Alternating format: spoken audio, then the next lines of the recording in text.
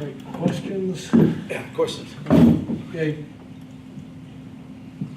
Yeah, Coach, against the West, I mean, now, last 3 years, 6-12 against the West, 2-7 in November, 1 win at Kyle. I mean, is this good enough? And how do you get?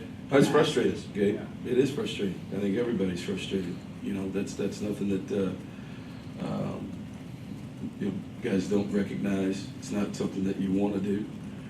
It's something that we make a concerted effort in the off season to talk about and what we do from a strength and conditioning standpoint, from a approach to the season standpoint. So, yeah, it's a feeling that I think not just you have or the fans have. We have that feeling, and it's not a good feeling. I guess you just kind of talk about the gutsy performance that Trevor put out there, because you painted a picture earlier this week that he probably wasn't going to be able to go until the bowl game. Well, he's, you know, if you looked at him in there right now in the training room, you'd know how gutsy a performance it was. So, you know, he's a guy that obviously wanted to play, has wanted to play since the injury, worked his way through it with our rehab and with our medical team, and you know, that decision when he was cleared, you know, that was really wasn't a decision because he wanted to play, and he's been wanting to play, and basically medically, you know, he was held out, and then when he was cleared to medically, you know, there was no doubt that he wanted to go, and he was able to go, and I think, you know, he gave us a spark early in the game and played pretty well for a guy that really hadn't done much in the last 3 weeks. So, you know, he took care of the ball for the most part. You know, we had the one turnover was a fumble and Travion coming out in the second quarter, but he took care of it, put us in positions to score points and score enough points. So, for a guy like him to be in a sling 3 weeks ago and a severe injury like that, and to work through that on a daily basis and to come out and play, and I can't say enough about Trevor Knight. Go far left, Sam. Did Trevor re-aggravate the injury? How's he feeling right now? No, he's a little beat up. That was something that was happened down low.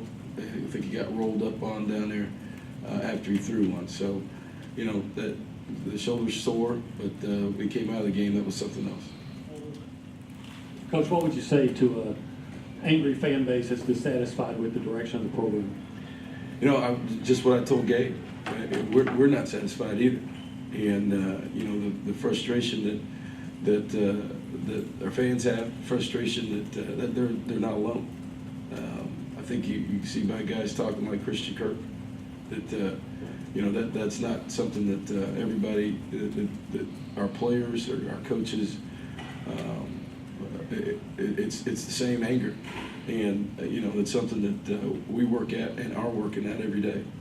And just like we talked about as a team, this team still has one more chance to prove itself, and to stay together and go back and try to fix some things with who we have, and put the best product on the field we can put out there for one last time with this unit, and so.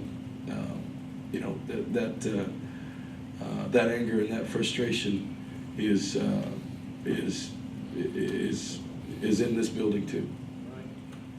Coach, with Darius Geis, I know he's been second fiddle after the past year, I guess, to Leonard Fournette coming in, having such a big performance. What made him so difficult to go up against, and how was he so successful? He's been.